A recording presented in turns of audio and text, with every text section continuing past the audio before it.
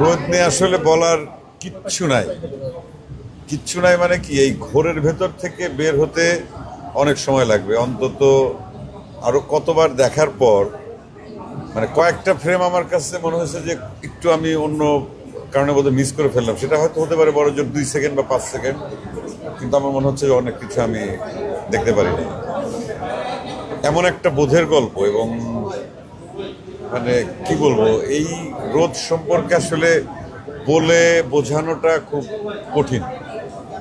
এবং মেজবাহ রহমান সুমন ওর মানে কাজের কোন লেভেলটা ও টাচ করলো এই রোদ দিয়ে, এটা আমি খুবই ক্ষুদ্র একজন মানুষ, আমি এত কিছু আসলে বলে বোঝাতে পারবো না। আমি বোদ্ধা দর্শকও না, সাধারণ একজন দর্শক।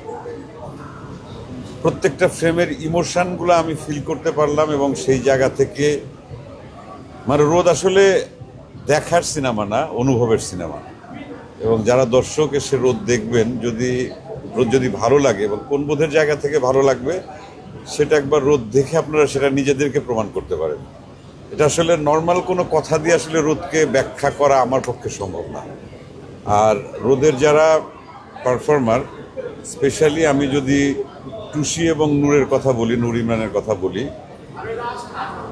মানে এই অভিনয়ের লেভেল ওরা আবার ওদের সৌভাগ্য বা ভবিষ্যতে কবে ওদের কপালে আসবে, ভাগ্যে জুটবে এই ধরনের চরিত্র, এই ধরনের গল্প অভিনয়ের, এবং এই ধরনের মানে ক্যারেক্টারাইজেশন এবং চরিত্রের ভেতর বসবাস করা এবং ফিল দেওয়া, দর্শককে বিশ্বাস করানো।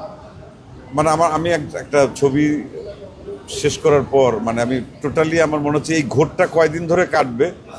আর নূর ইমরান এবং টুসি আমার খুবই কাছের, আমরা একসাথে সহশিল্পী হিসেবে কাজ করেছি, ওদের সঙ্গে অন্তত মাসে 2, 4, 10 বার দেখা হয়। কিন্তু আমি এখন আমি চাই না যে ওদেরকে আসলে সামনাসামনি খুব বেশি দেখতে, কারণ ওরা এই চরিত্র দুটিকে এমন একটা জায়গায় নিয়ে গেছে। আমি জানি না, আমি এটা বললে পরে অতিরঞ্জিত বলা হবে কিনা, যে এই চরিত্রের বাইরে, এই দুইজনের বাইরে আমি আর কাউকে মানে কল্পনাও করতে পারি না।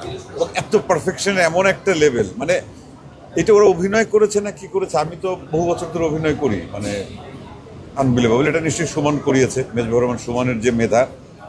এবং প্রত্যেকটা ফ্রেম আমার কাছে মনে হয়েছে যে একটা পেইন্টিং, এবং প্রত্যেকটা শব্দ আমাকে এক একটা দোতনা দিচ্ছে, একটা ফিল দিচ্ছে।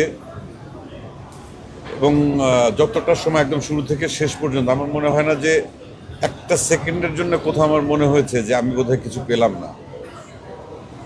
এবং পুরোটা আরো কতবার দেখলে পরে আমার আরো কত ভালো লাগা কাজ করবে, আমি সেই আশাটা ব্যক্ত করছি। এবং সুমনকে বলবো যে আমাকে একটা কপি অন্তত দিয়ে দেয়, আমি ভাই এটা দেখতে থাকি। আমার মানে আমি এটা বলতে পারবো না। এবং এই ছবি নিয়ে আমি অনেক কথা শুনেছি সোশ্যাল মিডিয়াতে, অনেকেই বলছেন, আসলে অনেকে অনেক সময় অনেক কঠিন করে অনেক কথা বলেন, ব্যাপারটা কিছু না। আমার মনে হয় যে যারা সিনেমা ভালোবাসেন, জীবনের গল্প ভালোবাসেন, এই রোদের গল্পটা একজন মানবীর প্রেমের গল্প। এবং সেই প্রেমের ভেতর কত মহৎ সময় পার হচ্ছে, কিভাবে মুহূর্তগুলো পার হচ্ছে।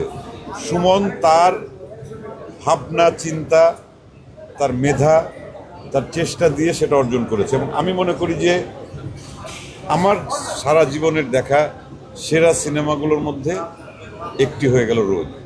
সুমনের আগের ছবিতে আমার কাজ করার সৌভাগ্য হয়েছে, হাওয়াতে।